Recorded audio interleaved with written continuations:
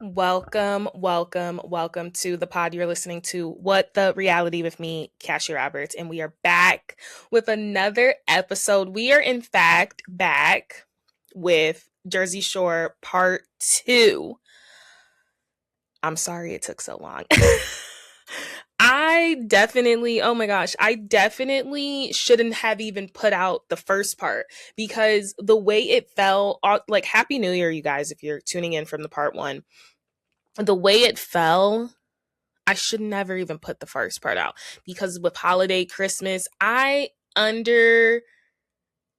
misunderstood the amount of time. I misperceived how much time I would have around holiday time. I had time because I literally took off. But when I tell you guys, I read. I wanted to read. I wanted to relax my mind. I didn't want to do research and I didn't want to put out like a crappy episode for nothing. So I apologize if you've been waiting on part 2. It came a month later. At last, we've made it. Obviously, that's not the format we try to do on What the Reality, but the beauty of What the Reality is that it is reality. And my reality be going on just as much as these other folks and whatever I'm reporting on. So sometimes it's like, I'd rather wait to give you a good episode, a good, heavily produced, researched episode versus scrambling and putting out and not really digging because I'm a natural digger. I like to get to the bottom of it. So in part 2, well, let's just recap part 1.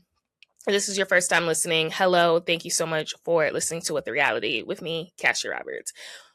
Overview of part 1. Part 1, we broke down the origins of Jersey Shore. We talked about the original 8, and then, of course, Dina, who would eventually come on. We talked about Angelina, like, not really fitting in, disappearing, leaving the group. Snooki's kind of tough time. We talked about Jersey Shore initially supposed to be a challenge type show that featured heavy Guido men. It was supposed to be focused more so on the male versus the female counterpart. It was going to be an all male show. So glad they didn't do that because we would never gotten Snooki and JWoww, right? They realized pretty soon in that we can't just have a bunch of men working out. That's all they did: GTL, gym, tan, laundry. I mean, it wouldn't make for a show. So eventually they figured out, like, oh my gosh, we're going to do a Guido show. We need to find some Guidettes. The show also was supposed to be on VH1. Obviously went to MTV. And yeah, it was MTV's Golden Tan Child. And it gave the Hills a run for their money. Even though they were never in competition, they never aired the same night. Jersey Shore is a culture phenomena. So I wanted to talk about it because, there's been a lot of Jersey Shore anniversaries. Like, I think it's been like 20 years now since the premiere. Maybe, I think it's been 20. I don't think we're at 30 yet. Lord. I think it's been 20 years since the premiere. Or not even 20. I think it's been like 15 or something. It was some anniversary, 13 or something. Maybe I'm really off. And then also I wanted to do this because I was doing The Hills the first time. So if you guys haven't listened to The Hills breakdown, make sure you listen to that. I do a deep dive. And then also I wanted to do this breakdown because Sammy, the sweetest bitch you'll ever meet, just got married. And it was just crazy because, like, the whole cast was there, obviously with the exception of Ronnie. So I just thought it was like a good opportunity to really do a deep dive of Jersey Shore, the cast, where they come from, and how this show became to be a culture phenomenon. So now we're going to talk about part 2, and we have our notes here. We got the notes. So in part 2, I'm mostly going to be talking about just like the friendship dynamics, the relationship dynamics. I'm also going to be talking about the scandals that happened after the show, which is like the big 3, honestly, and 2 of them involve Mike. There was a situation. I want to talk about who they were hooking up with on the show amongst each other, because I can't go back and let you guys know how many girls were picked up from Seaside Shore. And I also want to discuss like some of my favorite moments. Like, when I think about Jersey Shore, these are the moments that I think about, or like iconic moments I think about. And I think the general public would agree with. And then I also just did a roundup of like what has come from Jersey Shore. So, like spinoffs, their spinoffs, but then also like MTV spinoffs. And then I also talk about like, where do they stand now? Where are the people at now? And you can catch most of them on Jersey Shore Family Vacation. So let's hop right into it. let's get into the Jersey Shore deep dive part 2. So like I said, we left off kind of like their salaries, how much they were making. Fun fact, if you guys didn't listen, but they didn't get paid anything for the first season. So it's so crazy to watch the first season because that was a knockout. Like, it's crazy to think they didn't get paid for that, but obviously they fixed that really quick because it's like, wait a minute, we just made MTV a bunch of money and we didn't get any of that.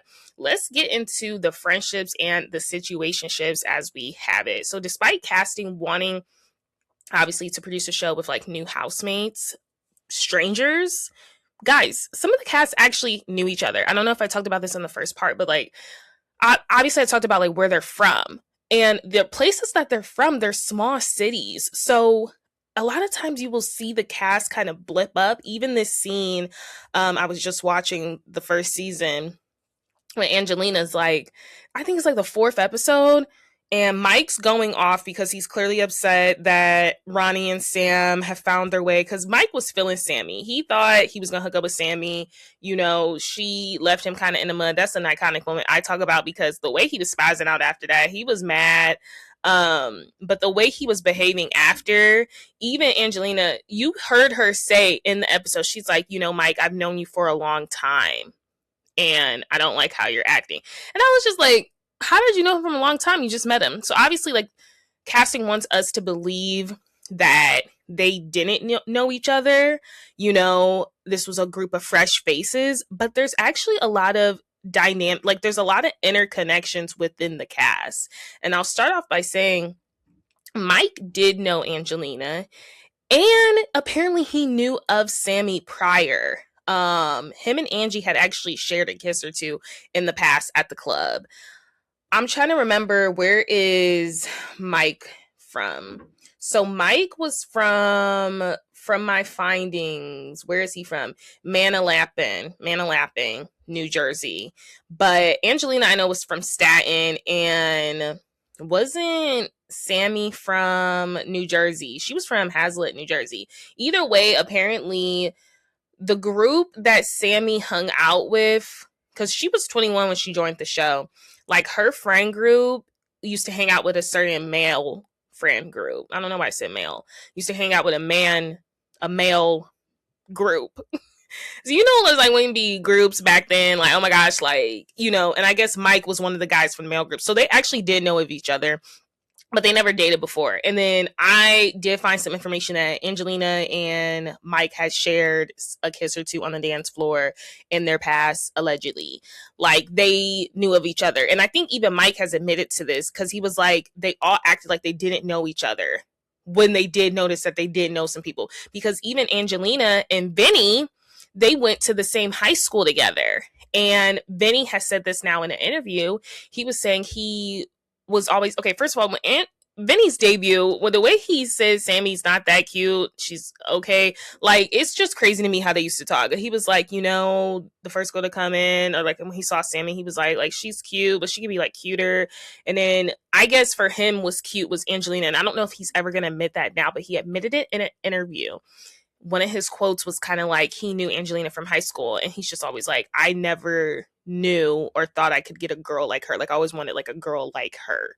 And then their nickname for her was like Jolie for like season 1. I don't know why, but I think that was interesting. So they went to the same high school together, and they had an interesting, I would say he probably had a crush on her, even though he tried to act like he didn't have a crush on her. I feel like he had a crush on her.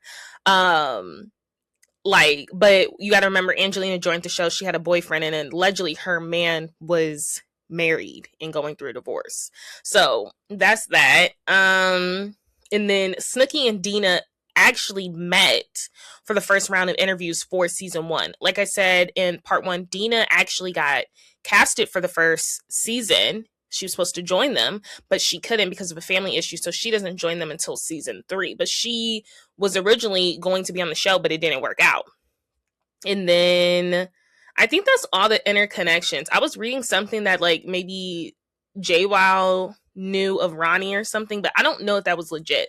What we do know and what we do have confirmed is that Vinny and Angelina went to the same high school. They're both from Staten Island. You know, Mike knew Angelina and Sammy prior. At least Sammy, just from like running around the same circle. I mean, the same group of friends. And then, like I said, Snooki and Dina, they had already met. That's why Snooki goes to pick her up season 3. Because it's like they were already friends and they had stayed in contact. You know, Snooki's like a fun-loving, go-lucky person. So it's like, she meets you, she click with you, she's gonna, you know, remember you probably. And then they're like known as the meatballs, honestly. Let's get into these friendship dynamics. I am weak. If you guys saw the way I spelled friendship, like I clearly was tired typing that. I said fried ships. Everyone's fried. Okay, so breaking it down, when you watch like the first season, let's just talk about like the bases, right? Breaking it down, Snooki has a tough time warming up to these group of people because these group of people think she's obnoxious. I mean, she comes in, she's like, parties here. She's not really welcomed. The group gets along without Snooki. Also, Snooki gets super drunk their first night. She's trying to make out with Jenny. She's trying to make out with the guys. And then she's like late for her first shift, you know, at the seaside shore, like the t-shirt company, because she's throwing up. And they're like, I don't want to be around someone throwing up. Like Vinny also was like, recently graduated. He was supposed to go to law school.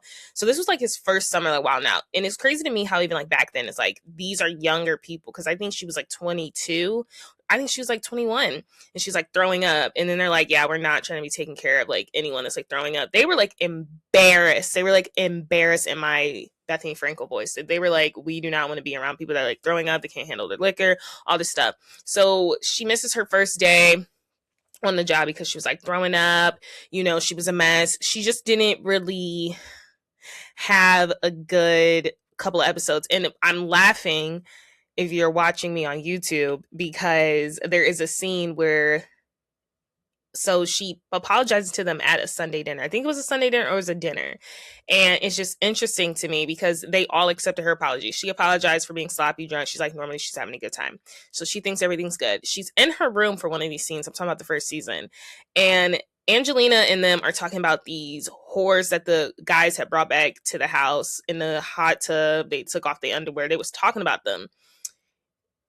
For some reason, Snooki's in her room and she thinks they're talking about her. And I'm like, but you already apologized. So I don't understand why she thought they were talking about her. And she's like, I can clearly hear Angelina talking crap about me in the whole group, about me being in the hot tub. I was cracking up because I'm like, they weren't even talking about Snooki. And that's what makes Snooki want to leave.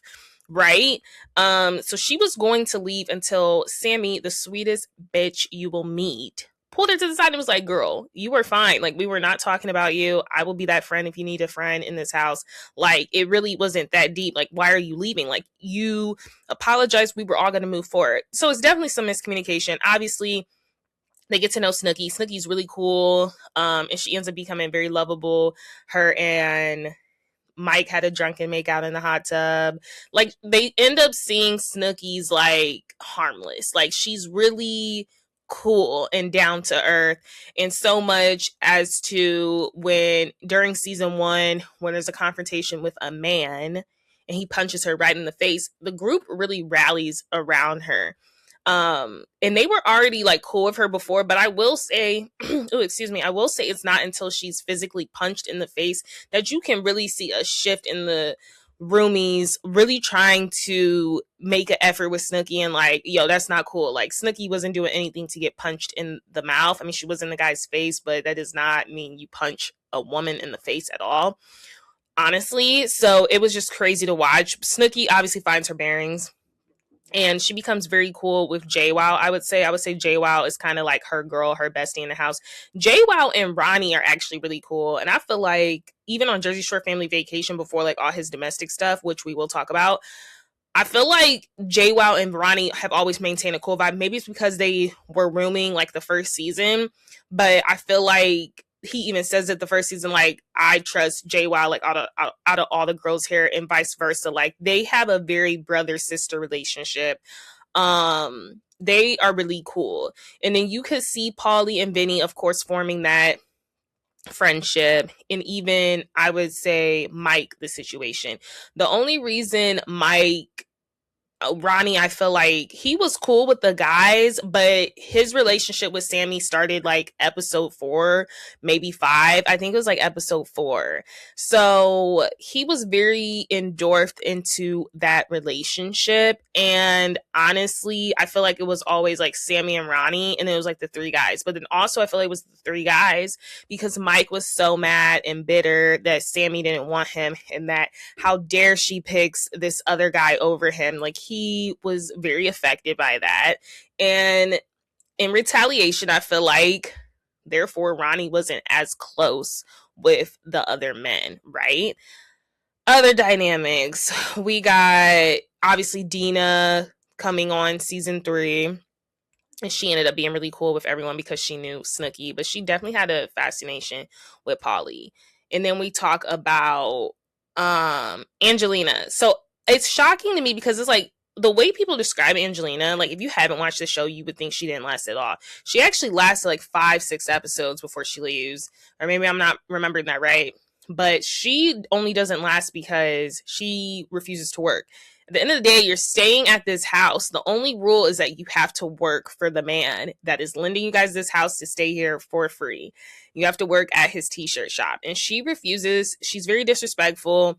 She has him talk to her in the bathroom like she's sick because she didn't show up, because she was hungover, because there was a whole situation with the married ex-boyfriend the night before. And then Angelina gets the boot. So her and her trash bags get the boot. And I cannot believe she still walked out with trash bags and like didn't buy some freaking luggage on the sea. I mean, not on the sea, at the Jersey Shore or something. It's just crazy to me how she's still like, she's a freaking mess. She comes in with trash bags and she leaves with trash bags. Angelina doesn't last, but like the group is still like pretty intact, pretty in function when she leaves, except for like we see this like boiling tension between Mike and Ronnie, and this would soon after fuel their dynamic for the rest of the seasons. Like, you know, Mike and Ronnie really did not get along for a good amount of time, and it's all because of Sammy. Sammy, well, you watch that back. She was pulling a fast one over Mike, but I think with Mike, she kind of got the egg because she sees what type of person he is. And she was interested in Ronnie. And then the rest is history. Obviously, Sammy is happily married and she welcomed baby boy. Ronnie has had his share with exes. So that's that. But it is to say Ronnie and Mike were fine before Ronnie became interested in Sammy. So that's that for friendship dynamics. Let's get into who hooked up on the show at least. So we know infamously Jenny blew up her relationship at home for a little flirt and pander and banter with Paulie. And I think like, I can't remember if they went all the way. I know there was like, she saw his pierced D and all that stuff, but can't remember if they went all the way. They've made out and stuff. I don't know if they ever went all the way, but like, I would have so loved to see them go all the way because I just always thought they would have been a hot couple.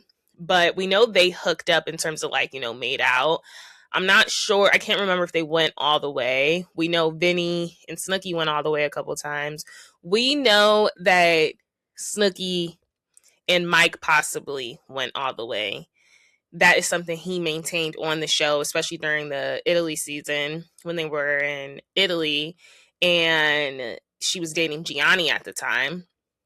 That's the real tea. We know that Angelina and Mike have hooked up. I don't know. They didn't hook up on the show though, did they? Or did they hook up like before the show? We know that there was some flirting with her and Vinny as well, but I don't know if that was on the show. And then who else? And then obviously we have the Sammy and Ronnie that they were hooking up. But I want to get into like, honestly, like that whole Pauly D and freaking J Wow, the way she tries to gaslight, and this is before even gaslight's a word. I don't know what they called it back then. I can only think of gaslight. The way she literally tries to gaslight the guys into like, she did make out with him. She was dancing on Pauly D, and then she tries to gaslight them. She's like, yeah, I didn't hook up with anyone. And then they're like, yeah, you did. And then and she's like, who? And then Pauly says, like, Ronnie's like, well, you were dancing on Pauly, and Pauly's just standing right there. And then she's like, I didn't hook up with you, did I? And then Pauly's like, yeah, we made out. And then she's like, no, we didn't. she's like, who did you hook up with? And he was like, just you. Like, the way she tries to gaslight it, she actually tried to get, I think I read something, I don't know if it's legit, but she actually was trying, they may have hooked up, but she literally could have, oh my gosh, I just got a text. She literally, it was all filmed, but I think there was some there. They could have possibly like went all the way, you guys. But I read somewhere that she had that removed from the show, or she didn't want that edit in the show because it was actually harming her relationship back at home. But from my understanding, the man already had broken up. Remember, they were like on and off, like they got back together, and then they were like whatever. But I do think she like hooked up with Polly. But it's just crazy to me how she tried to like gaslight him. But let's get into like some of the most iconic moments that happened on Jersey Shore. If we're talking about terms, DTF, I feel like it's hilarious. Grenade, when Mike called, like some of this stuff is hilarious.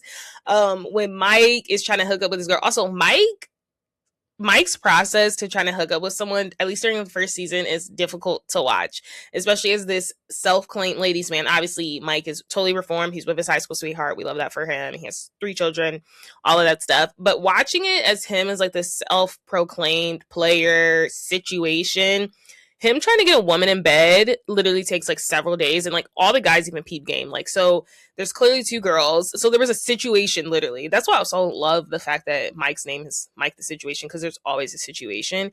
But so there's a scene where they're walking on the boardwalk with these 2 girls back from the club. There's these girls in these Mercedes Benz drive by. They want to get with them instead. And so they try to get with these girls. The girls are not having it. I don't even know why the girls got out the car. They go in, maybe because they saw the cameras. They like, oh, let me be on TV.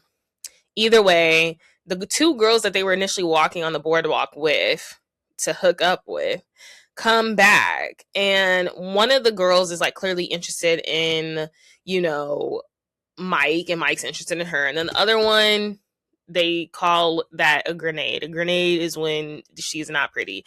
And I just think that is a funny term, because the way they edit it as well, they were like, we have a grenade situation. I was just like, I am weak. But the way they edited it was hilarious, because they used like the grenade sound effect. So I think grenade is like one of the most funny terms. Like when you think of grenade, you think of Jersey Shore, and you think of an unpleasant looking woman. It's like hilarious. Not for the woman. It's just like these Italian terms, like these terms, like where are you guys getting these terms from? Like a grenade? Like, are you serious? And then obviously we have like DTF, like, are you down to F? And those 2 girls from the Mercedes Benz were not, because they were not trying to get in the jacuzzi. Also, them always trying to lure people into the jacuzzi is like disgusting.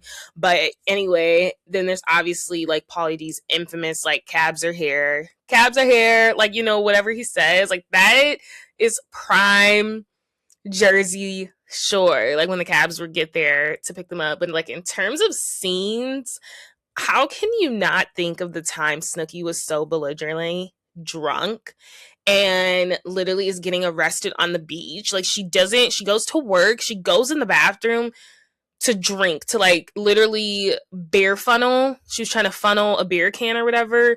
And then he's like, girl, you was not about to work right now drunk. She just wanted to be drunk, okay? She did not want to work her shift. So she literally goes to the bathroom, tries to do that. She ends up leaving work. She goes to the bar drinking. She ends up drunk on the beach, arrested. And she's like just yelling at the police officer as she's walking the boardwalk, belligerently drunk. She's like, I'm a good person, as she's getting carried away. Obviously, I think an iconic moment is literally someone showing up to the Shore house with trash bags. Like, Angelina, what the heck? But in Angelina's defense, she did not know how long Jersey Shore was going to be going on. She didn't even know she was like supposed to be staying there, which is weird, because the way it's edited, I'm like, girl, you're just talking crap in your interview. In an interview I found, she was saying how like she didn't know how long she was going to be there, and she just threw some clothes in some trash bags. But I'm like, girl, you don't have a suitcase? Like, ew. I think that's what Pauly said. He said he called it ghetto. He was like, it's kind of ghetto. Like, she just threw clothes in some trash bags. He was like, you don't have a relative or somebody you can ask for a suitcase? Like, you showing up to the Jersey Shore with trash bags? I think that's crazy. And like, honestly, people still associate her with that, because that was still, they was calling her man that, or like, I think she ended up being with that trash man. Obviously they got a divorce, but it's just like crazy. But I think also in terms of Angelina, I think about when Mike is like calling her a dirty little hamster because she doesn't clean up. I'm just like, Mike is low key funny, and Mike be saying stuff, or Mike is funny. He's hilarious. But even when Jenny comes into the Shore house, she's like complete, like breast is out. You know, she got all this stuff in her hands and she's trying to figure out where to room. And Mike's like, well, why don't you just relax, baby? And like, he's like, why don't you just like take a beat, like drop off some of your stuff, like, hi, nice to meet you. Because she like walks in like a tornado. Like, it's just like, JWoww's here. And she's just like, she wasn't frazzled, but she was just all over the place. And Mike's like, well, why don't you have a seat? Because you look a mess. Like, it was just hilarious how Mike says certain stuff. And then in terms of Mike, I would also say like his huge freak out after Sammy basically declines him. She's like, yeah, I think I like Ronnie. And then like him trying to purposely talk crap about Ronnie. He's like, yeah, I think Ronnie's trying to like hook up with like all the girls in the house. Like, I don't think you're not special, or like all this stuff. And then like him just totally acting like a jerk once she makes it clear, or like once she kisses Ronnie. He's just like, totally jerk vibes after that. And then him like watching them make out, like he just is, it's a word, like he tries to act like it didn't affect him by trying to hook up with girls ever since, and it just was not working. Like he could never go all the way with any of the girls. It would get cut short either by their friend, or it would just get cut short. Like you could just tell he was affected. His ego was bruised. That's what I want to say. He had a bruised ego ever since Sammy did not want him and she wanted Ronnie. Like she picked her poison. Obviously Mike headbutting into a wall is crazy. I don't know what this is. I'm weak. I just got like the weirdest email. Obviously Mike, the Italy season, literally, oh, that's just like a random email. Mike during the Italy season, like headbutting his head into the wall, which we're going to talk about. That was from him tripping off of those prescription pills or him going through withdrawal. But I just remember that vividly. Like, why would you pound your head into the wall? Crazy. Jenny going up to Angelina. Jenny, I feel like Jenny, you could just tell she's always been about it. Her slapping the mess out of, like, she did like a total like knockout from behind, like hit him with a 2-piece from behind, stretch that arm. Because he wasn't trying to walk her back to the hotel. You know, the guys, they always trying to be concerned with like who they want to sleep with. And then she was like upset when she saw him and like basically slapped the mess out of him, or like punched him kind of. It was like a 2-piecer, like I said. And she punched him twice. She punched him in the nose, and then Vinny's trying to grab her and she's just like, pow. And then obviously when she tells Angelina, she gives her option, you can stay and get your ass beat, you can stay and get your ass beat, you can stay and get your ass beat. And I think that's the second season. Are they in Miami? I think it's whatever. It was definitely that season. I think they were in Miami, but obviously Angelina stayed and got her ass beat. What else is some iconic moments we love to talk about when it comes to Jersey Shore? When one of the umpteen times, Ronnie and Sammy broke up, and Sammy literally makes an announcement at the club that she's single and she needs a hot guy to dance with. And Ronnie's just in the corner by the tree, like looking at her dance. And she's like just literally dancing and grinding on these men. And Ronnie's just looking at her from the distance and he's just shaking his head in utter disbelief. He's like, oh my gosh. Like, it is so, that scene is like lives rent free in my head. It reminds me, I don't know if you guys watch Married to Medicine, the Jersey Shore. I mean, this is a stark contrast, but, or even Beverly Hills, when there's that whole scene at poker night at Vince's and Eileen's house, and you know, Vince is literally peeking through the garage door. Isn't his name Vince? He's peeking through the garage door and literally is like looking at the whole scene of like Lisa Rinna, it's Kim Richards, Kyle Richards, and Brandy like all arguing outside, and he's like peeking through. And then there's another scene on Married to Medicine, this most recent season, where Toya and Eugene are getting into it, and Dr. Mimi's husband, I'm spacing on his name, which I absolutely adore him, so I hate that I keep forgetting his name, but he's like peeking in the side, and he like lifts his sunglasses to like see what they're arguing about. It's so hilarious. Um and then, of course, when you think about Jersey Shore, of course you think about JWoww and Snooki's epic note to Sammy telling her that Ronnie cheated on her, and it was so funny to watch them type it out. But like, I guess he like motorboat two girls or like someone, and then it was just a whole scene. They left it, and obviously that leads to Sammy and Jenny fighting. But I think writing the note was more hilarious than her finding it, and then them obviously denying it when we when it was clearly them. I don't know why they didn't just fess up to that. I should have Googled that. Why? I don't know why they didn't just fess up to that it was them. I don't know if they weren't friends with her at the time and they were just trying to be like girls, and they're like, but I don't know. I just feel like, why wouldn't you want to admit that you left this note? Because their relationship at that point was clearly like, I think it was like fresher, but I'm just like, I don't know why they didn't want to just like kind of admit, like, yeah, we did write the note. Like, what was the big deal?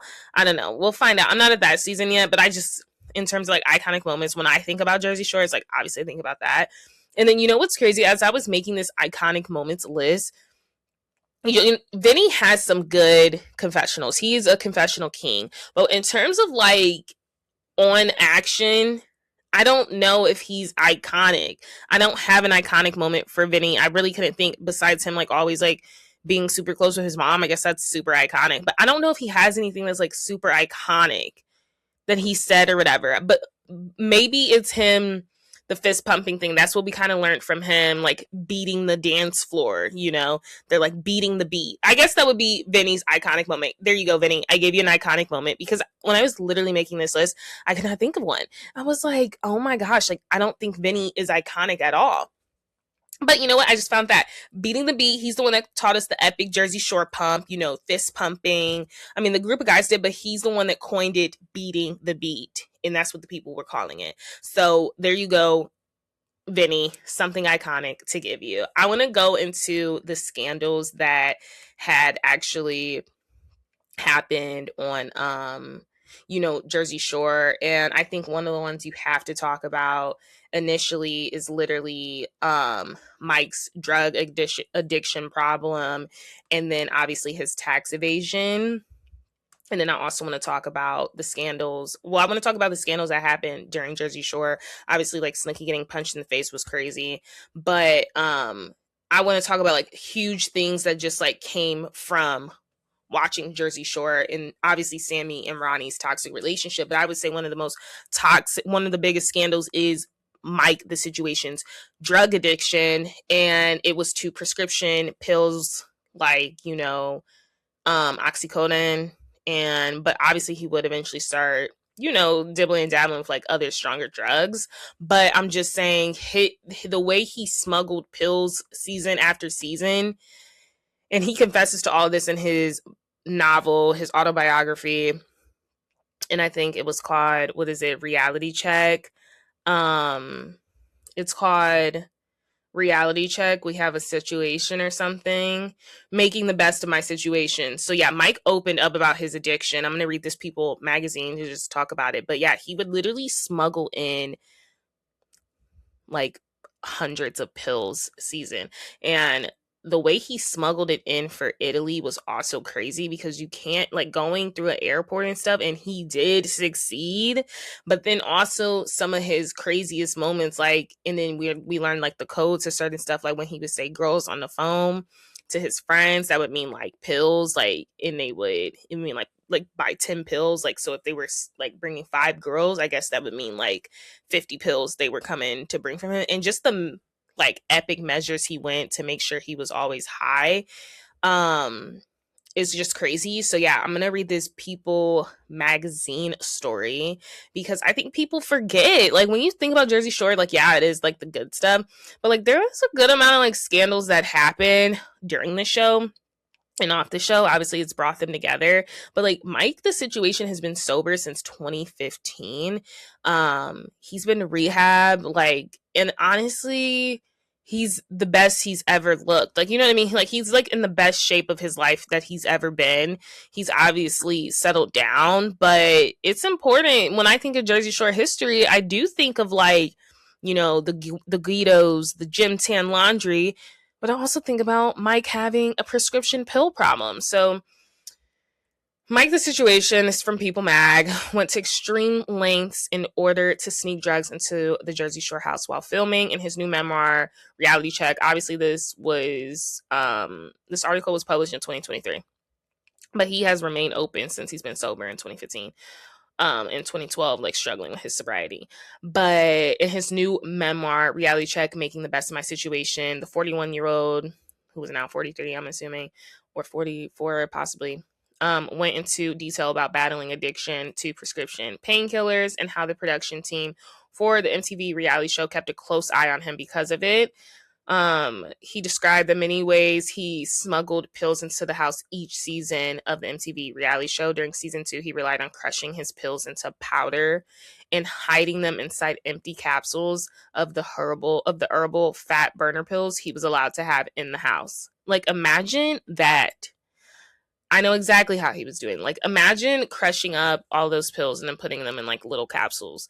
During that time, he says he ran out of his supply, coming up with a convoluted plan to ditch cameras and producers in order to find more. So I think season 2 is when they did go to Miami. However, producers later put a clause on his contract for season 3 stating that he'd lose money if he ever took off again. So he literally just like ditched cameras and was like, I gotta go find me some more pills. Quote unquote, it was imperative I didn't run out of drugs mid filming again, he wrote in the book. Quote unquote, once more, I purchased and crushed up 500 pills to smuggle into the Shore house, relying on the old diet pill switcheroo. For the most part, it worked. Miraculously, I had judged correctly and didn't need to concoct any escapes to re-up. Season 3 is a little fuzzy because, well, I consumed 500 pills during it, but it seemed to go pretty smoothly. 500 pills and you're filming for a summer is crazy with like 6 weeks. However, he later explained in the memoir that he had a bit more trouble smuggling his drugs while filming season 4 because the cast was shooting in Italy. Quote unquote, my fixation remained on how I was going to get enough pills through customs to keep me high the entire time we were in Italy. I settled on a new caper. I could fit 125 Rockasex into an Altoid 10. Wow. I'm just thought of an Altoid 10. I'm shocked he could fit 125. I filled 4 tins. Then I removed the cushion from the inside of a pair of shoes, red and black Fila's. And I need to look these up because they sound like the shoes, I'm assuming. Red and black Fila's. Oh, no, they're not. I thought it was like the one shoes that have like it's very interesting what those shoes look like. And it's so crazy. I think my sister sent me a picture of those shoes like today. I thought it was like some of these shoes. Like he removed some cushion out of these. If you guys are watching me on YouTube, I just showed you a picture. Like I thought he removed those some way. I don't know. But he is talking about, I pulled it up for the YouTube watchers. He's talking about these, which are like, oh my gosh, $40 now. These are $40 shoes now. That is so crazy.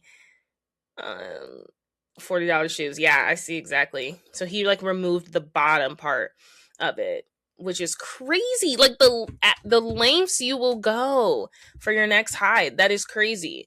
So he removed the cushions from the inside of the pair of shoes, red and black Fila's. He remembered those were his favorite shoes that season, and he cut out enough room in the heel to place 2 Altoid 10s in each shoe. Wow. I then replaced the insole and packed the kicks in a large suitcase with 20 other pairs, he explained.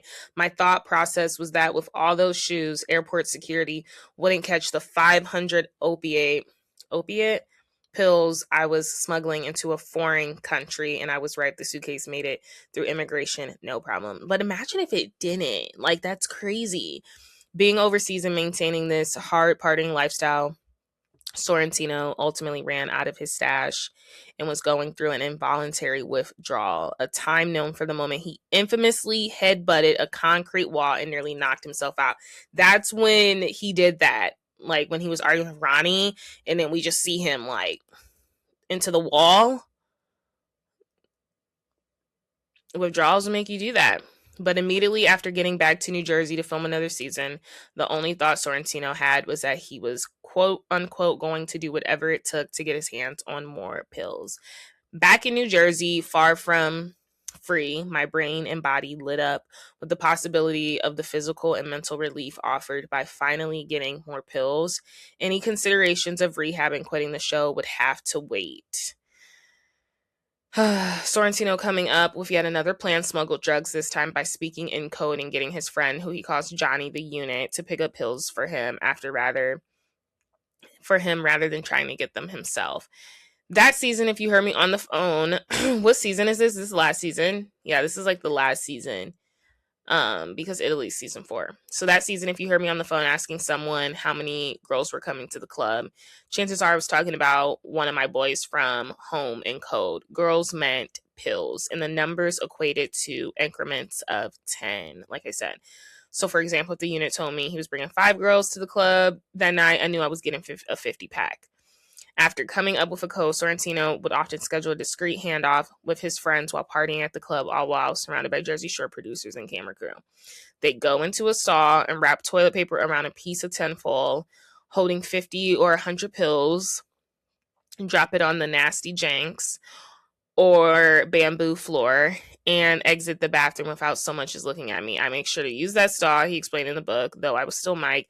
The camera didn't follow me. I bend down, picking up the ball of toilet paper from the sticky club bathroom floor that no one in their right mind would touch, and I'd have my re-up. He pulled that feat almost every time we went to the club in season 5.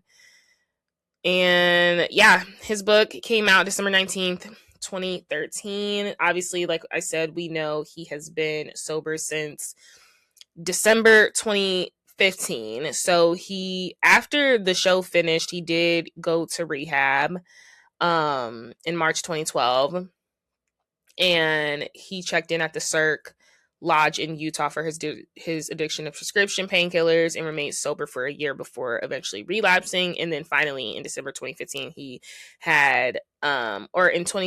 he went back to rehab after he marked it as his like lowest point in time, because he actually tried heroin, like, and that was like his lowest moment, the fact that he even tried heroin. So he's been sober ever since December 24th, 2015. And I would say congratulations that he did that, especially with what was coming up, because during that, or not so long after, but it is after. So the thing is, he's eventually sober in 2015, which is I feel like we don't talk about how amazing that is for him given that timeline, because in 2014, Mike the Situation knew a situation was about to come out. He was being charged with tax fraud for failing to pay taxes on $8.9 million. I think they rounded it to like $9 million. And so in 2017, so that was going on in 2014, and then he got sober in 2015. That's why I'm like, that's a really amazing thing. And then in 2017, there were more charges brought against him and his brother for him alleging tax evasion and structuring of bank deposits to avoid reporting thresholds. So, Mike the Situation tax evasion case, at this point, we're now seeing Jersey Shore Family Vacation. So we're kind of exiting Jersey Shore right now. Like, that was it. I just wanted to do a quick little deep dive, right? So now we're kind of entering our Jersey Shore Family Vacation. We know Jersey Shore Family Vacation is coming up very soon. It's going to premiere.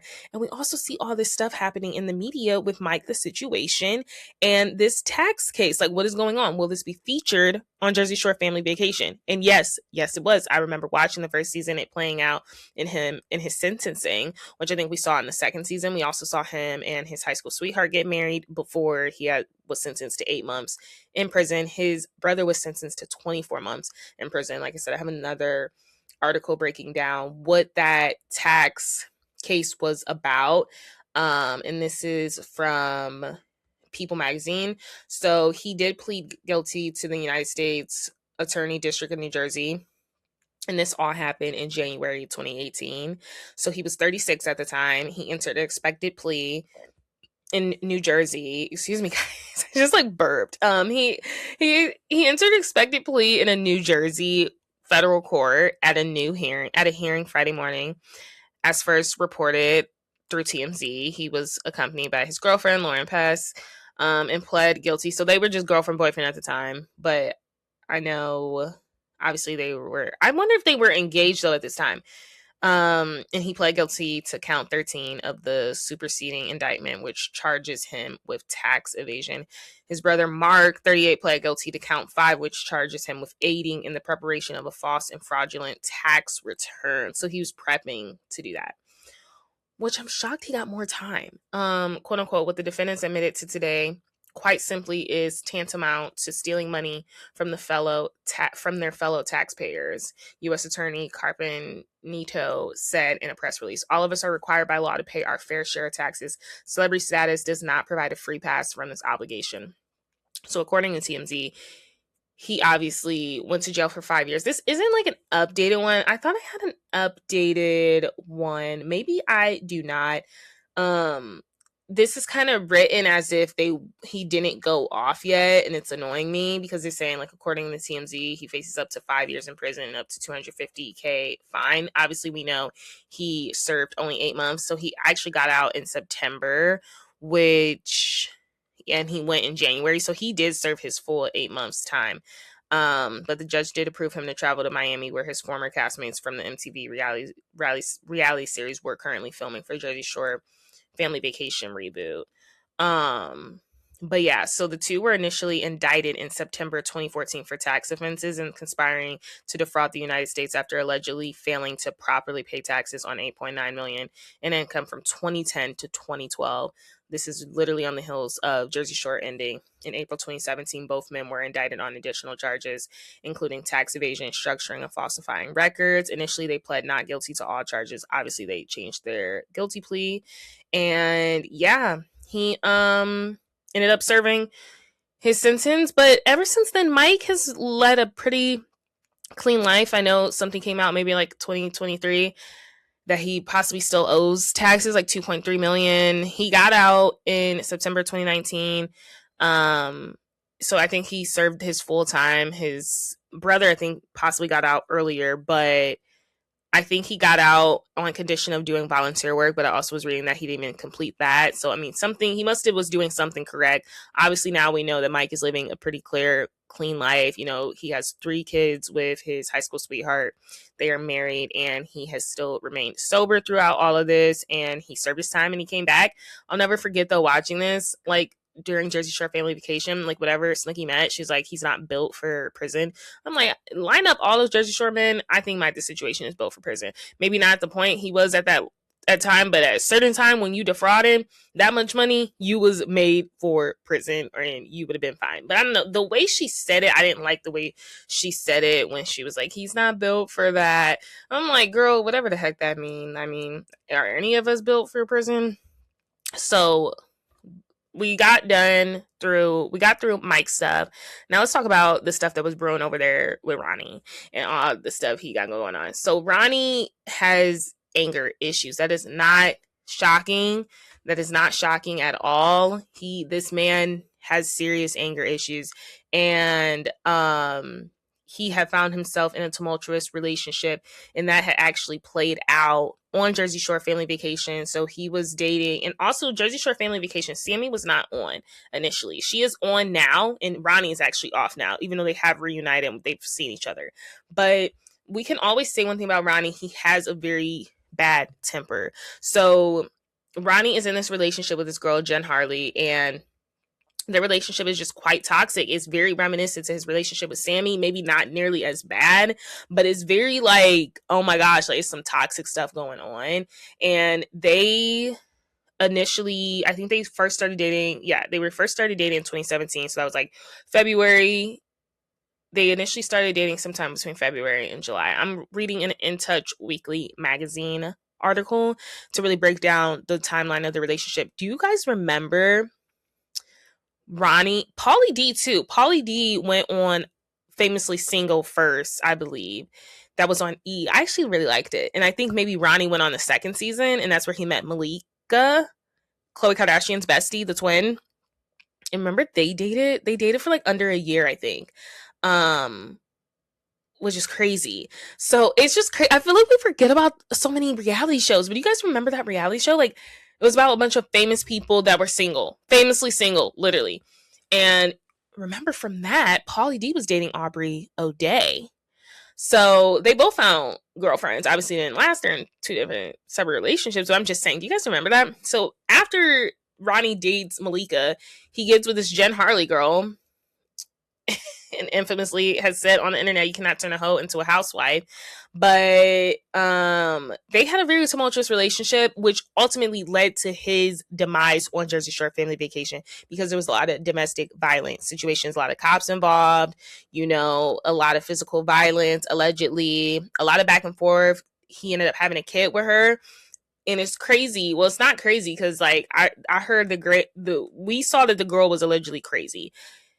But Ronnie has full custody of his daughter and lives in Miami right now. So obviously he's in a better place. But we're just taking a trip down the memory lane. So let's get into this timeline of his relationship with Jen Harley. So obviously they started dating in 2017. And yeah, so in April, this has like amazing timestamps. I'm probably not going to read all of them, but it has just like timestamps of like their crazy psychotic relationship. So I think even 6 months into their relationship, she was pregnant. So like I said, they started dating between like February, July 2017. So now this is starting a year later. Or where is the first timestamp? Okay, we have it. Okay. I'm going up because, okay, so the Jersey Shore star and the blonde beauty first started dating sometime between February 2017 and July 2017. The MTV personality broke up with his famously single co-star Malika Haqq in February of that year, and Jen posted the first photo of herself kissing Ronnie in July. The pair also made headlines that summer when Ronnie and Jen were at a club in Las Vegas and Ronnie injured his hand. He did not get into a fight. He was with his girlfriend at Tao, and the scuffle broke out around, and the glass was like broken on his hand. Fast forward to, this is like being so slow right now, you guys. Like, and I'm wondering if it's because it's In Touch Weekly. Like, it's just taking forever to load. I'm trying to load up the tea. I might load it up on my phone. Please hold, you guys. Just please hold one moment, because I want to, this storyline is just crazy. Like, some of the stuff I have quoted is crazy in here, but this is taking too long to load. Like, what is going on? It's because it's In Touch. That is definitely why. It's too much going on for the iPad. Okay, let me click on it, because like I said, they're back and forth. Crazy. I was like losing my marbles just reading it now, reflecting on everything that happened. Okay, let's see if it works on my phone. So yeah, so a scuffle broke out and his hand got broke, because people were like alleging like they got in a fight, but they were like, no, there was no fight, everything was cool. So then from then on, Ronnie and Jen were smitten until they started having bigger issues in their relationship, which was documented on Jersey Shore Family Vacation. It was like a lot of petty toxic stuff. She's the first person, he said, she's the first person I finally fell in love with. I want to settle down and have a family. She's that person for me. The New York native moved to Las Vegas to be with the influencer. So she was an influencer. And then Jen announced 6 months into the relationship that she was pregnant. So she was pregnant like December. And the duo welcomed their baby girl in April 2018 before breaking up and making up like several times after that. Like, it was just a tumultuous relationship. But not long after their daughter's arrival, Ronnie accused Jen of cheating on him. And this is when I said this infamous, like, he went on, I think it was Snapchat or something. He went on Instagram or something, and he said, note to self, can't turn a natural born hoe into a housewife. If you find them in the gutter, then leave them in the gutter. It was his Instagram story. That was April 2018. And then he said, not all people can be saved when they are so far gone. All you have to say is you did your best and keep moving. So it's just like, whoa, what is going on? They were not strangers to letting us know what was going on. Um, so then we have April 2018. While filming an episode of Jersey Shore Family Vacation, Ronnie appeared to be flirting with another woman, but he denied that anything had happened. He said, "Don't allow someone who talks to you in a snobby, condescending, rude manner get you or intimidate you." Jen posted this during the episode airing. She said, "That is a sign of an insecure person trying to appear superior to you. Arrogance and condescension are always a sign of weakness." Is definitely this weekly article because it is just loading terribly. So then in June 2018, Jen was arrested for domestic battery in Las Vegas, but it was dropped because of like insufficient evidence. And then July, Ron and Jenny were back together. So this is all in July. Obviously, they welcomed their daughter in July. By August, they were beaching together. Yeah.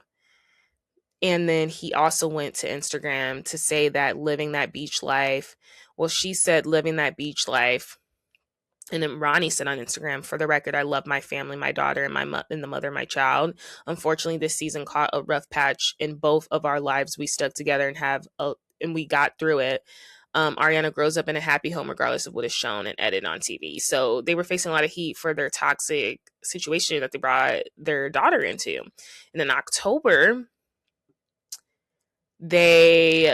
so that happened in August. Apparently they broke up sometime between there and in October, because October Jen had revealed that they were back together.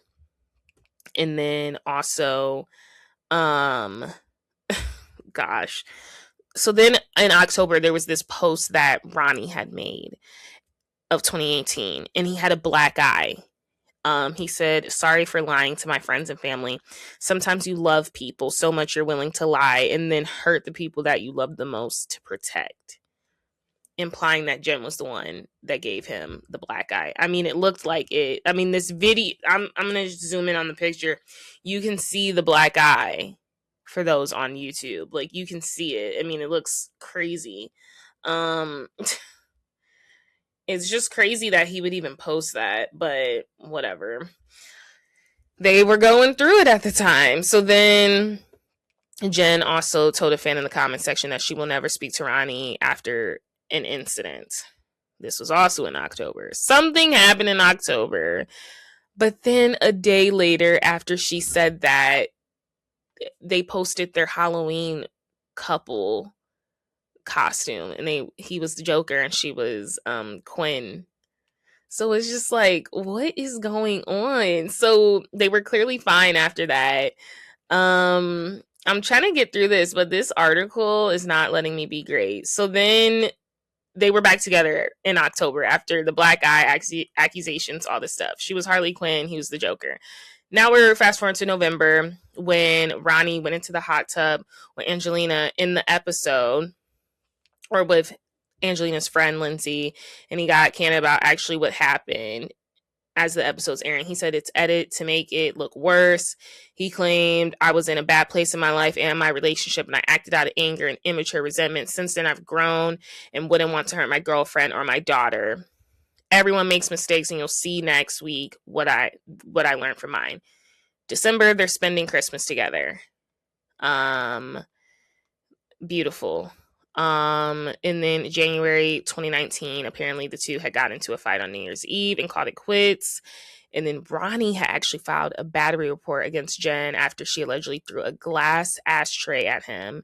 "Quote unquote, at approximately 2:15 a.m., LVMPD patrol officers responded to the residence located in the 8200 block of Broad Branch Way for a report of a possible burglary and destruction of property."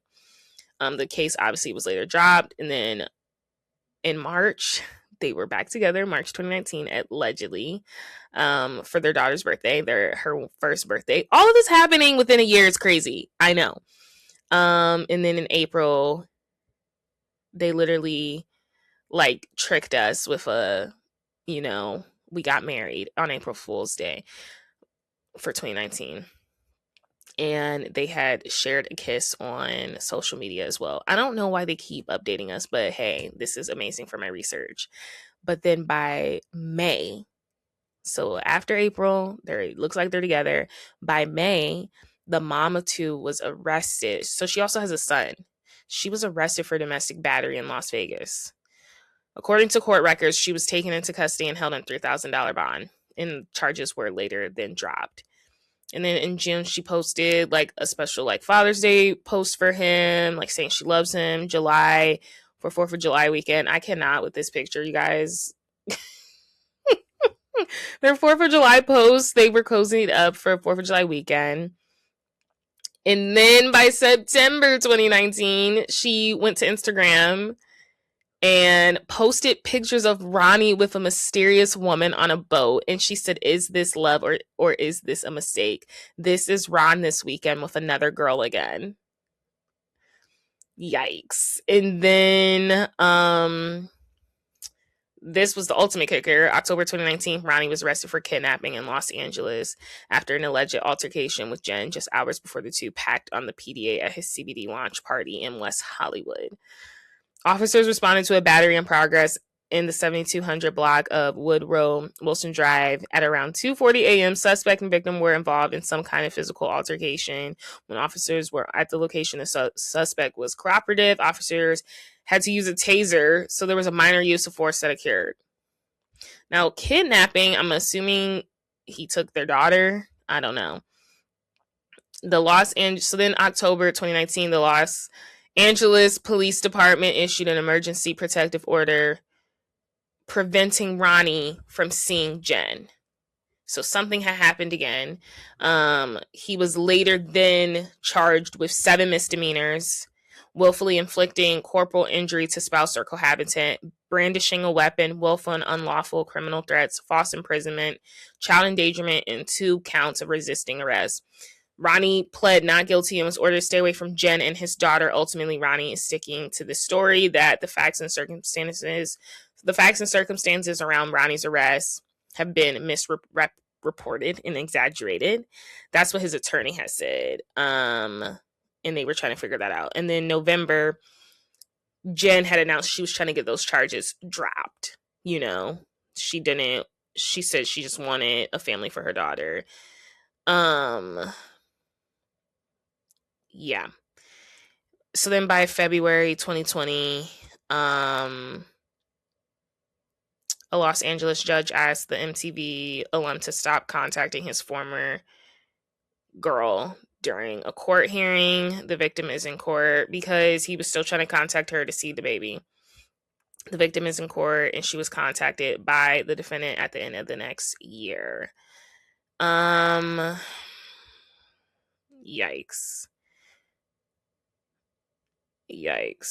I'm trying to see, when is he? So then we finally get some traction. By May 2020, he was able to negotiate a plea deal in his domestic violence case with Jen, allowing him to avoid jail time. The reality star pled to no contest to 1 count of domestic battery and 1 count of resisting arrest. He was told to complete 30 days of community labor in the state and 36 months of probation, as well as domestic violence program, while keeping peaceful contact with the mother of his child. And then the exes were able to reunite by August. And at the time, they were like, photographed together, co-parenting. I don't know what has happened. Maybe it'll tell me. But by October 2020, he was in a new relationship with this girl named Sapphire. We're going to get to that. Sapphire, crazy. Period. And so then by December 2020, he was engaged to Sapphire. Ronnie then was... There's another update. I'm like at the last slide. There was something else that happened. Let's see. This is like the last one. Because I think then he was arrested again in 2021 for something. And I'm just like, dude... This is an ongoing. Him and Jen's relationship was toxic.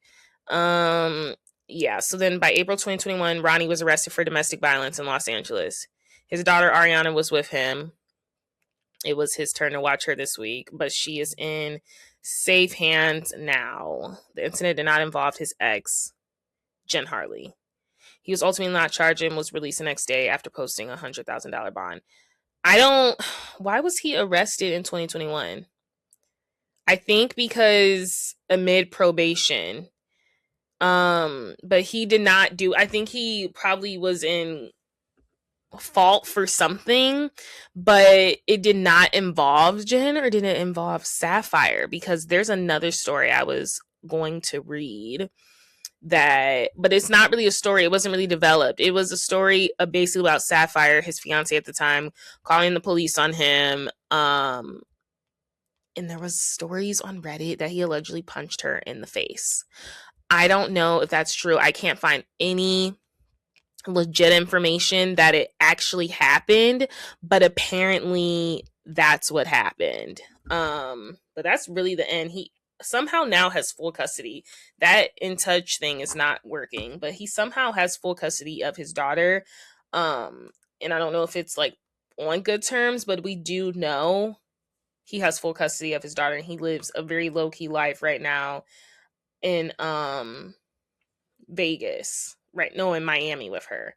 But there was also something. So that's when he was arrested. I said he was arrested April 2021. That's when he was arrested because this story came in. Ronnie ended up getting arrested because cops say his girlfriend had visible marks on her body when they showed up responding to her call for help. And that's the week he was supposed to be watching his daughter. His daughter was with him, so she had visible bruises. Law enforcement tell us it was actually Ronnie's girlfriend Sapphire who called the police that night after they got into some type of argument that allegedly got physical. We're told when officers arrived, they spoke to both parties and determined Ronnie was the aggressor. As for why, our sources tell us officers observed visible marks on Sapphire's body, which they determined she sustained during the alleged fight. We're told that this was one of the multiple observations that spurred police to slap the cuffs on Ronnie. TMZ. This is interesting because it shows Sapphire had enough of a problem with whatever was going on to actually pick up the phone, dial 911. Since Ronnie's arrest, she's tried to downplay the alleged violence. So she then went on her Instagram story and she was like, Ronnie and I are fine. There's a lot of misleading information floating around out there. With anybody who reached out with concern, I appreciate it with all my heart, but everything that's being portrayed out there are not facts. I don't think it's fair that people are using false accusations to gain attention. Please leave Ron and I alone. You don't know what someone is going through at the end of the day. Don't believe everything you hear or read online. I appreciate the support, the privacy, please. Thank you. So we know now that they broke off their engagement by like December 2021. Like they did not make it by far. But yes, like I said, as we know, he's in good hands. He's been good. Has returned on Jersey Shore family vacation because of all the domestic violence stuff. MTV and Ronnie ultimately decided to part ways. It was mutually beneficial because he was just constantly in the press with the domestic stuff with Jen, constantly getting arrested. She was getting arrested, and I think Jersey Shore just wanted to maintain like the Reboot's name, and they didn't want him a part of it. And I think he even kind of went like distant from the group, but he's like back in with them. But he's not really back on Jersey Shore family vacation. He's just kind of like a guest star on there. He comes when he can, but he's really working on his mental health at the moment. So that was that. Let's talk about these spinoffs and then let's wrap it up. That was our episode, our deep dive of Jersey Shore that took forever. But you see why? Because I have the research. Let's get into these spinoffs. So after Jersey Shore's major success, there have been multiple spinoffs. Even so, the Jersey Shore was supposed to be getting rebooted. Do you guys remember when Jersey Shore was supposed to be getting rebooted? I think it was like 2021. Jersey Shore Family Vacation was on though, but they wanted to reboot Jersey Shore. This is the era they're trying to reboot all the shows. You know, they just reboot Vanderpump. They should just let it in. I've never seen a cast so united besides Vanderpump. And maybe Vanderpump thought if they followed in Jersey Shore's, you know, steps, that the Vanderpump new reboot would have been washed away. Because Jersey Shore, that whole cast, the OG cast, was very outspoken at the time on social media and the blogs and interviews that they did not want this spinoff happening. They just thought it was going to exploit them. And they didn't want their IP given to a new group of strangers when they're the ones that made it. I don't know how they won that. MTV clearly backed down. I'm assuming the people were like, we're walking away from Jersey Shore Family Vacation. if you bring on a set of new folks. So Jersey Shore reboot never had a reboot, but there were talks of it being a reboot, them picking cast, but it was quickly killed. I would love to see who they were going to put on there, but it was supposed to be a bunch of young 20 somethings, you know, going back to the Shore house. They were trying to redo that. It got killed. That aside, Jersey Shore has birthed a lot of spinoffs alone. Jersey Shore has. We did the Snooki and JWoww. That was 4 seasons. It documented, obviously, Snooki and JWoww as mothers. You know, their houses were very similar to each other, like very close proximity to each other.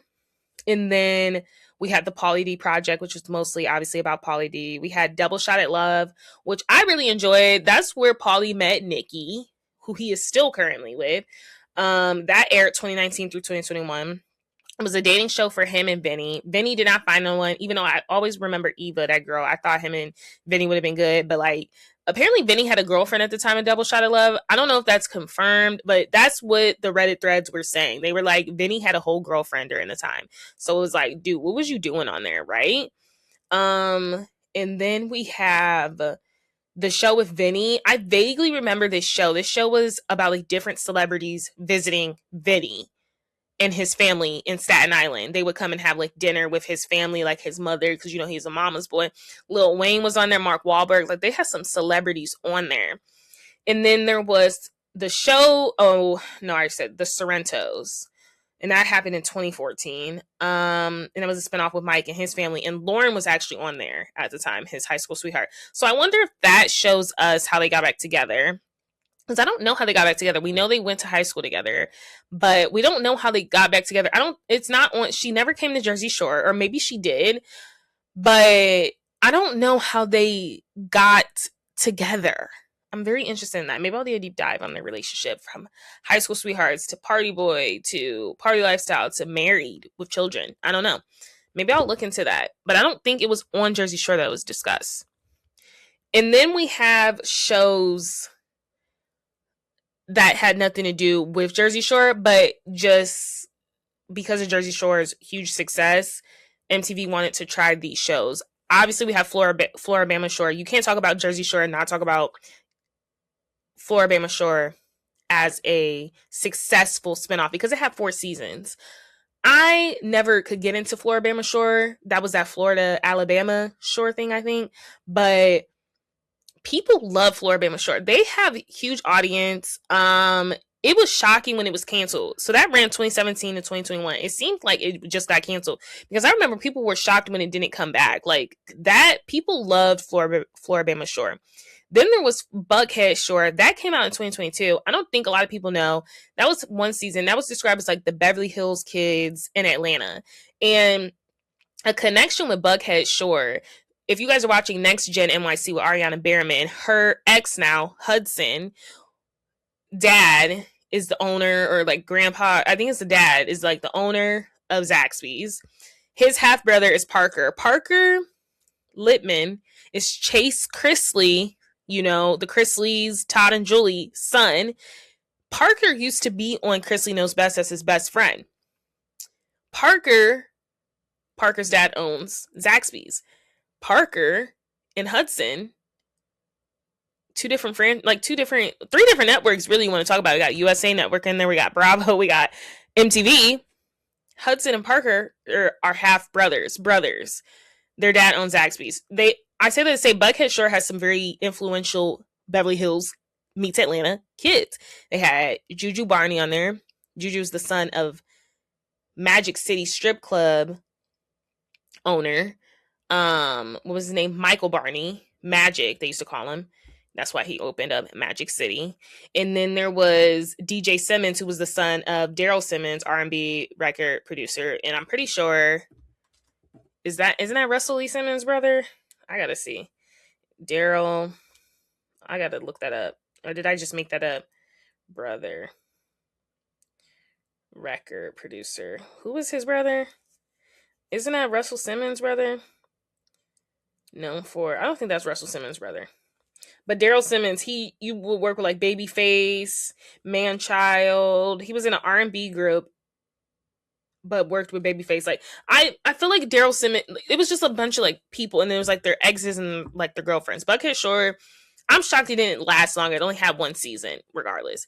Then we had Vegas Shore, which Nikki was supposed to be on. So Double Shot at Love was supposed to be one season.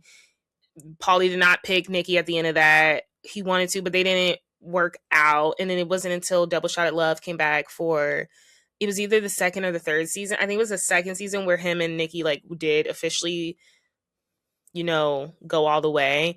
And then I think the third season they tried to do Vegas Shore, where this group of people are working at Dre's. And I'm pretty sure Nikki was on there. But was she on there? She was on there as Paulie's girlfriend. She was supposed to be, but they labeled it Double Shot at Love. They changed the name of it. They didn't want to call it Vegas Shore. And there's actually something interesting going on Twitter right now. And they're trying to talk about like what really happened, like why did it turn into a Double Shot at Love third season? Because then they added men to the cast. It was the women from Double Shot at Love that had competed for their love, but then they added men, and the men were very like Italian, like very just like Italian Guidos. So, but they called the show Double Shot at Love season 3, but I think it was supposed to be marketed as Vegas Shore. Something happened there. So we'll see. I might talk about it on Toxic Tuesday if more stuff comes out, because this is coming out now on Twitter. And I just thought that was interesting. Then we had All Star Shore, which was hosted by Benny but narrated by DJ Pauly D. That went on 2021, 2022. Infamously a couple not existing to Jersey Shore. But that's where Gia Janie from Love is Blind first season met Blake Horseman, who was on The Bachelorette one of those seasons, and they're like married or engaged. At least they have like a whole kid. Like that's where we saw their love story, if you didn't know. They met on reality TV.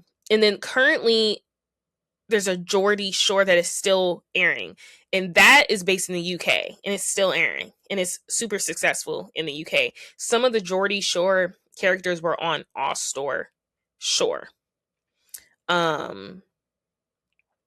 Was All Star Shore? I don't know if it was hosted by Vinny, but it was definitely narrated by Pauly D. It was just something, it was like low stakes show to watch. It wasn't anything high stakes. It was like they had challenges though. Johnny from Love Island universe was on there. I can't stand him, the guy with no neck. Where are they now? So Snooki would eventually find her Guido at the Jersey Shore. Her and Gianni ended up marrying after she infamously forgot his name in bed. And he's like, say my name. And she couldn't remember his name. But they ended up getting married. They have 2 kids together. They got married like in 2012, 2013. Obviously, JWoww ended up meeting Roger at the Jersey Shore. We know they recently separated. What was that, 2021? Or they separated. They officially divorced in 2019. They have 2 kids together, but we know she's with that younger guy. She's been with him since like 2021. And they would call her on Jersey Shore Family Vacation 24. I don't know if he was 24, but I know he was a wrestler and his number was 24. And he may have been 24. He's not 24 anymore. Maybe that's why they still called him that. Pauly D actually welcomed a child in 2013. Obviously, he went on Famously Single, dated Aubrey O'Day before officially, that was 2015 through 2017, before officially settling down with, I don't say official, I am waiting on him to propose, because he has met Nikki's family in Jamaica. They are always together. She's been on there for like all the seasons on Jersey Shore Family Vacation. He infamously broke that door down on Angelina, so Nikki could pour wine on her after she could pour wine on her after Angelina poured wine on her. I don't know. That scene was hot.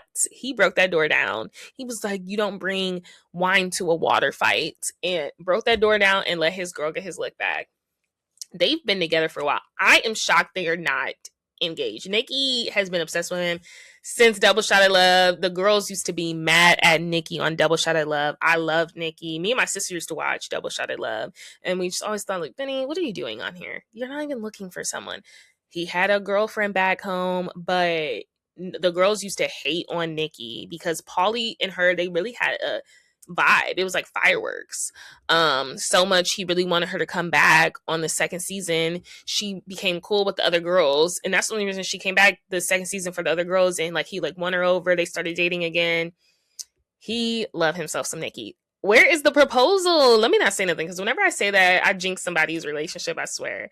Okay, so Mike, obviously, he went through his whole like tax evasion stuff. He's remained sober since 2015, though. He served his time in 2019. Him and Lauren struggled with fertility issues. They were really trying to get pregnant. And now, luckily, they do have a son and 2 daughters. And they've been married ever since I don't know when they got married.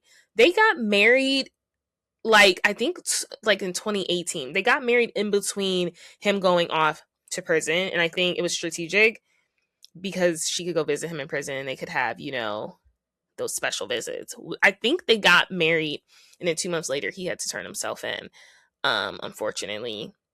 But he was back 8 months later. He was able to serve his time quickly, came back, and they're living happily ever after. Vinny, I don't know. Vinny's laying low. He's still like the single one in the group. I don't know if he has a girlfriend. I know he's like flirted with like bachelorettes here and there. Like he's been spotted with certain girls. But he's really marketed himself as the keto Guido. He's in the best shape of his life. He had that Chippendales gig. Obviously, he's still on Jersey Shore family vacation as well. Sammy recently was on Jersey Shore family vacation. She welcomed a son, though, in August of 2025, which is crazy to say we're in 2026. And then she just got married in December 2025. So, and now we're seeing Sammy on Jersey Shore family vacation. For the longest we didn't see her. I don't think they wanted it to be an overlap with Ronnie. Eventually, I don't know if I'm gonna watch Jersey Shore family vacation. I watched like the first 2 seasons, but then I was just kind of like over it. But I did want to watch when Ronnie and Sammy eventually see each other eye to eye. Now it's like so done, right? Like he's moved on, she's moved on, and she's described it the best way. She's like, this is just some guy I dated in my 20s, because that's really what it was. Like, this is a man I just dated in my 20s. You know what I mean? Toxic, but it's just a guy I dated in my 20s. Nothing significant about it. Even though they had gotten back together on and off after Jersey Shore ended, but they officially split like in 2015, I think. Was it 2015? I think it was 2015, 2016 officially. And then we got Ronnie, obviously, like I was talking about, his whole scandal of a relationship that led to his, exit at Jersey Shore family vacation. But he welcomed a daughter in 2018. He has had small appearances now on Jersey Shore family vacation. He seems to be doing better. Angelina, I think, is like the biggest shock. She has been back on Jersey Shore family vacation as a full-time cast member, even though she's like ebbed and flowed with the girls. Like they wanted to hang out with her, didn't want to hang out with her.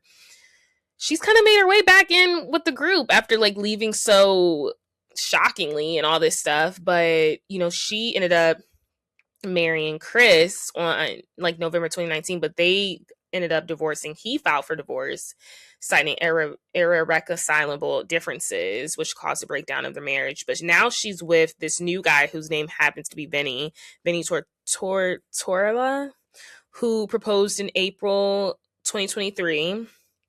And since then, the pair have been on and off. I don't know if they're still together. I think they're still together, but they've been like on and off. And then obviously we got Dina. I know I didn't really mention Dina, and Dina is a big part of like Jersey Shore, but I always like forget Dina. I don't know. She's not like the main. That's why I always forget. But she's been married since 2017. Her husband's been featured on Jersey Shore family vacation. She's been featured on Jersey Shore family vacation as a main cast member. She has 2 sons. And yes, that is the whole group. This was your full deep dive of Jersey Shore family vacation. Thank you so much for listening and bearing with me to get this second part out. I'm so glad we did it. Now we can rest, because that was that. I might pick an easier topic next, not a 2-parter, just something that'll be like fun to deep dive for fun, that won't be as like intense. This wasn't that as intense. I'll tell you what's intense for me to do the deep dives on: the housewife friendship fallouts. Those are what is intense. And I still have so many to do, but those I have been taking a break from. Those, because you really got to analyze episodes, and I enjoy it, but that's what takes up my time, are the friendship fallouts or infamous housewife breakups, like the Mario, Ramona, the Bethany Frankel, which is still like one of my highest rated and most watched listened episodes. If you haven't listened, Bethany Frankel and Carol Radziwill's Friendship Fallout is one of my most viewed episodes because I break down what really happened. And I think people love Roni. And then obviously like Ramona and Mario is another pretty high one. Paige DeSorbo and Craig Conover. I've done so many, but I don't know what my next topic is going to be. I like to just be and exist and figure out what I want to do from there. But thank you so much for listening. I will see you guys Toxic Tuesday. And we are going to be talking about a lot of premieres that are happening. But I will catch you guys next time. Bye.